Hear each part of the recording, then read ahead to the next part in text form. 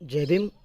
కమాయవతి గారి నాయకత్వాన్ని బలపరుస్తూ నైతిక, రాజకీయ, సాంఘిక నుడికారాల ప్రకటనల వాగ్దానాల వెనుక ఏదో ఒక వర్గం యొక్క ప్రయోజనం వెదకాడడం, వాళ్ళు నేర్చుకున్నటువంటి ఎల్లప్పుడూ వాళ్లకు ఆధిపత్య వర్గాలకు, ఆధిపత్య పార్టీలకు, బడుగు బలహీన వర్గాలు గురవుతూనే ఉంటారు.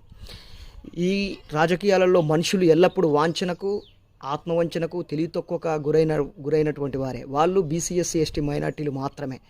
నైతిక, మత, రాజకీయ, సాంఘిక నుడికారాల ప్రకటన వాగ్దానాల వెనుక ఏదో ఒక వర్గం యొక్క ప్రయోజనాలు దాగుండడం తప్ప మరేమి లేదని చెప్పేసి చెప్పుకోవచ్చు.